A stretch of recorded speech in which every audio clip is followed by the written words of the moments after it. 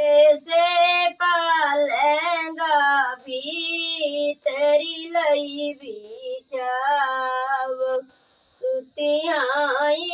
दुलरू दामाद ऐसे पालेंगा भीतर लई बिछाव सुतियाई दुलरू दामाद दुल्हिनी दुल्हा कई एक माती भइली सुना दुल्हिनी बातिया हमारे दुल्हिनी दुल्हा के माती भइले सुन दुल्हिनी बातिया हमारे तोहरे बाबैया जी के सोने कई काटोरावा उहले बैदा है जला गई तोरे बापैया जी के सोने के काटोरावा उहले बड़ा है जाला गाई दुल्हिनी दुल्हा कैक माती भइली सुना दुल्हे बातिया हमारे दुल्हने दुल्हा के माती भइले सुन दुल्ही बातिया हमारे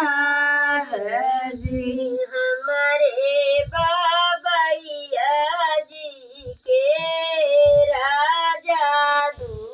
दुलारुआ दूधवा पियाई दिन रात जी हमारे बाबैया जी के राजा दुलारुआ दूधवा पियाते दीना रात जी दूधवा पियाते भैया लोटनी पासार मंगैला गई बाहिनी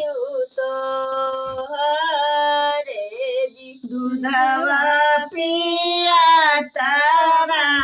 भैया लोटनी पासार मांगला गे बाहिनी तो हारी तनु बचन सुनाए दुल्हे कामने राम उठी गए घोड़े पीठी भाए आसवार चेतनी